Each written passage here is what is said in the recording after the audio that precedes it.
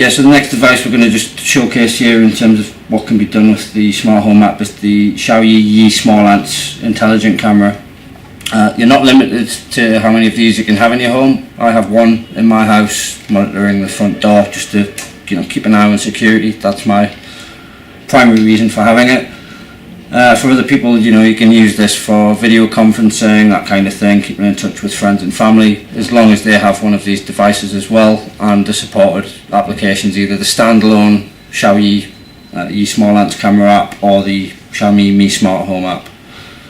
So I've already got this plugged into the power supply at the other end, so I'm just going to plug the USB into the camera, and what you'll see is that the LEDs flash like an orange to say it's connected to the power. And then on the application that I have here, you can see as it stands at the moment there's no camera connected, so we're just going to do the same thing we did before with the purifier, and that's go find device, and on here it's actually got the convenient option to say Yi Small Ants camera, so click on that and it's going to do the same thing in terms of find the Yi Small Ants camera. Click next. It's going to ask for the Wi-Fi details, which in this case are already stored. We're going to click next and go through the procedure. As I said, this procedure is exactly the same for any of the Xiaomi smart devices, so like what happened with the demo before with the air purifier, if it doesn't connect the first time, just go through the reset process and reset the device and try again. It will work, and just be patient with it really. A number of things can control it. The Wi-Fi could be congested on a wrong channel or whatever, so that's another thing to look at as well. You can change the Wi-Fi channel, try and get a better signal, and that can improve things also. So in this case it hasn't found the camera, so we're going to have to do a reset. So we'll go ahead and do that and then we'll come right back. Okay, so if you do need to reset the Yi Small Ants camera, there's a reset pin on the back of the camera, and if you look here, so in relation to the QR code, the top corner, the top left corner, there's a little pin out which hopefully you can see. You may not be able to see, but it's there anyway. You'll see it when you turn the camera around.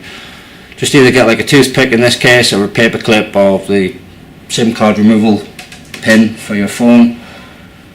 Press that into the back for about 5 seconds and just wait for the light to go solid, which it has there, and then just release.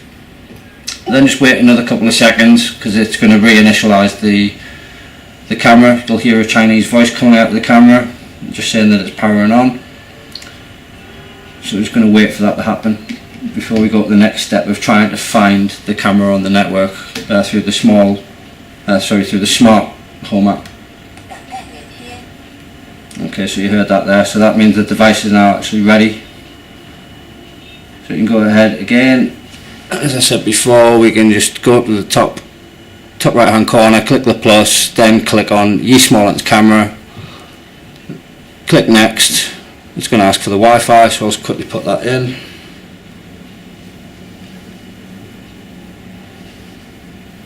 Click next, and that's communicating now with my mini router. It's going to search for the camera, and as you can see here, there's like a blue LED now flashing, which means that there's a connection. It's trying to pair a device, in this case the Xiaomi phone. So just give this a further few seconds. Again, it can take up to 1 minute to 2 minutes depending on network and other conditions, so just be patient with it.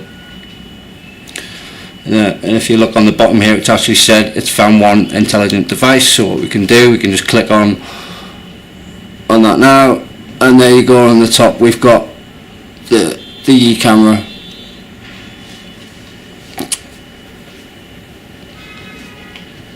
and I can turn this round, show you what's going on. Have a look at me. Hello, there I am.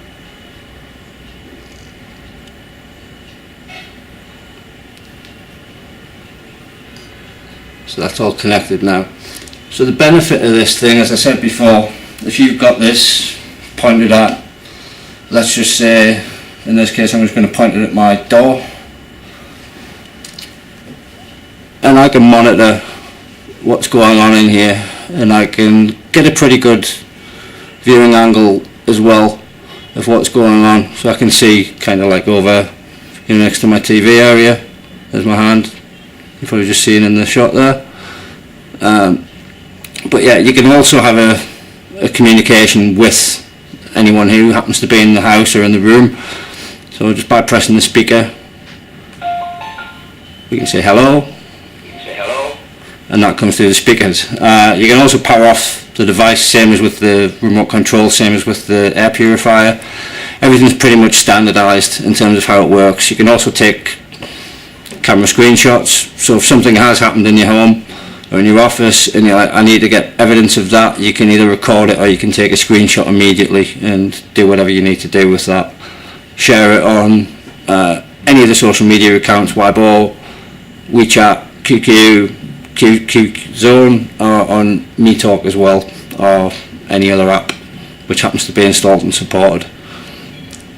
So it's really cool. As I said before, you're not limited to how many of these cameras which you have on your network. Each camera will have its own unique name, and you can manage them independently through the smart home application.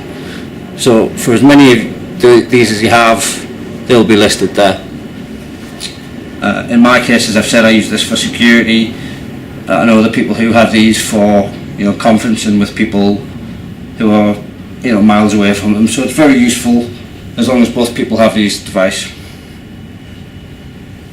Again, if you have any questions about this, you can ask in the comments. I'd be happy to help. You know, if you've got any troubleshooting issues, can't connect it, let me know, and I'll do my best to try and help you with it.